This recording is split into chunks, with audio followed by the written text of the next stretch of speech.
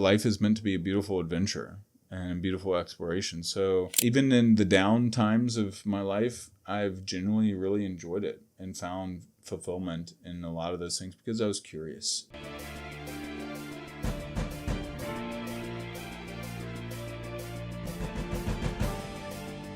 What are some of the things that you weren't prepared for stepping in this game of entrepreneurship, where you got there and you're like, God damn, Yeah. was not expecting this?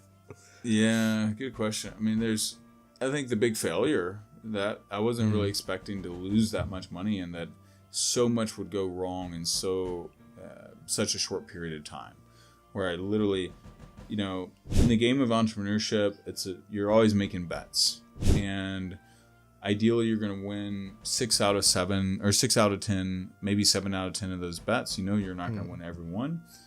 But I went through, during that period of darkness, I feel like 2 out of 10 were working right. And then you're like, man, your confidence gets rattled and you're like, dude, can I actually do this? Am I meant to do this, or should I get a job, or what? Just so many things were going wrong, and things that would normally work out just did not work out.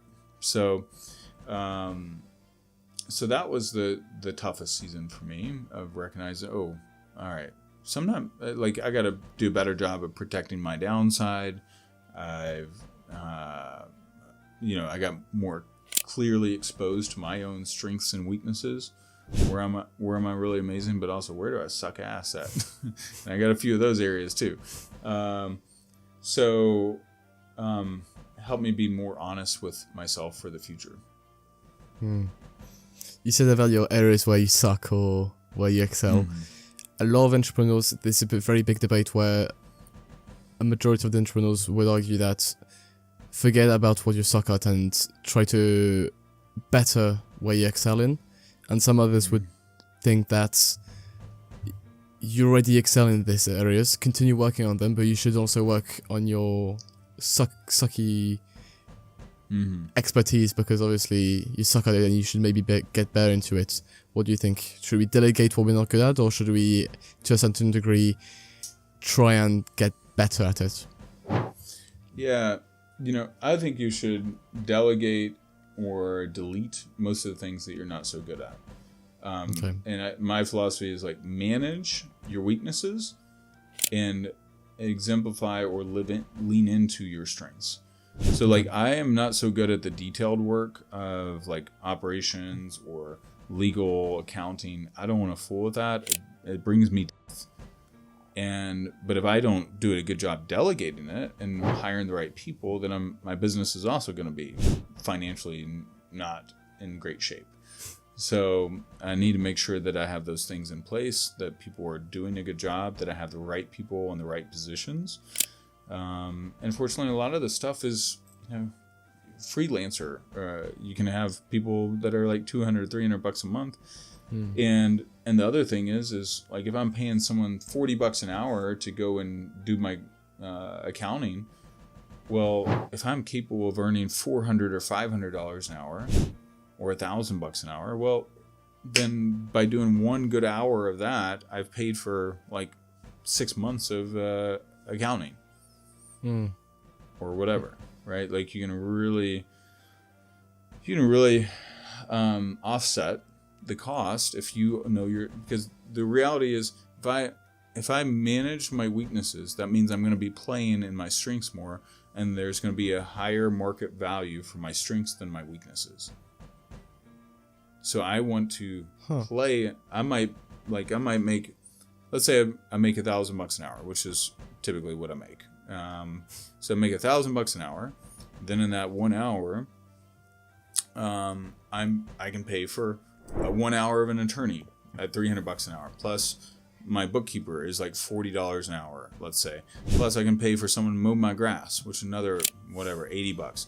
Plus I can pay for a house cleaner to come and clean my house, which would take them 3 or 4 hours for $200. So, and plus, what else? Maybe I pay for my social media person to edit some video. They edit 2 videos that takes them 2 hours. Well, so I just bought 15 hours worth of services of stuff that is not my genius with that 1 hour where I'm working in my genius. That's powerful. So it's all about delegating. Yeah. Right. Okay. It's about knowing who you are, knowing how to get a high value market value for your gifts, meaning leveraging them in the right way. Like if you think of a famous footballer in England, I don't know who that would be right now, but if you think of Ronaldo, right, world famous football player, if he goes and plays baseball, he's in the minor leagues. He's not. Suck. He's gonna suck. Or you go put him in a goalie, he'll be better than playing minor league baseball. Yeah. But he's not going to get the $30 million a year that Real Madrid is paying him, or whoever is paying him, right? I don't know which team he's on right now, but Al Nassr, I think. Anyway. Yeah. So, but he can do that one thing exceptionally world class, high standard, and he gets paid really, really well for that. So I can't remember who said this. Maybe it was Tim Ferriss, or maybe James Clear. It's about focusing on the 20% that results in 80% of the results. Mm-hmm. I think it's something like that. So that's well said. Tim Ferriss talks about it some, yeah. Yeah. And what would you say to someone that isn't good in anything? Should he try a bit of everything to see where he excels in and then focus on that? Yeah, I think you need to experiment and constantly experiment, but you get more clear about what type of experiments you should do. Like you're 19, so like try a bunch of things in your 20s. Good. It's all about experimenting, Yeah, but you'll get more precise with your experiments as you go along because you have more insight. Okay. I see this quote wherever you go, which I really like. I'm going to read it right now. To be creative means to be in love with life. You can be creative only if you love life enough that you want to enhance its beauty. You want to bring a little more music to it, a little more poetry to it, a little more dance to it. How does this quote resonate with your personal philosophy or approach to life and creativity? Man, I think we are born creative individuals, and that life is meant to be a beautiful adventure and a beautiful exploration. So, like I even in the down times of my life, I've genuinely really enjoyed it and found fulfillment in a lot of those things because I was curious, and even though I don't write poetry, but I want to create beauty with the life I love and the exploration and the curiosity and if I see life as a grand adventure, I'm 44 now, so if I see it as a grand adventure, you know what, I'm gonna have a lot of adventure in my life versus if it's boring. Life's, I'm just supposed to get a good job and blah blah blah and build this career when sacrifice your worldview and your perspective really shapes who you become and how you show up. So I want to have a great worldview that is very empowering with the direction I want to go. And do you believe that creativity necessarily requires a love of life, or can it also emerge from a place of struggle, pain? I think it's both. Yeah, I think you recognizing the struggle and pain. Like I had heard this great metaphor. This mountain climber gets to the top of the mountain, and he's on the top of the mountain. And guess what? He looks down. Like he's at the top of the mountain. And he's like, "What's at the top of the mountain? Just rock and snow. No animals.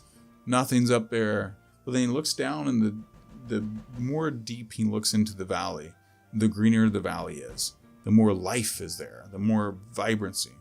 So in those moments where you're in the valley, you're also in a vibrant season of growth. So, because I knew that metaphor, that actually was part of what helped pull me through the season where I lost $1 million. Like, hey, you know what? I'm gonna make it through the other side of this. It's okay. And this is gonna be a gift at the end of the day.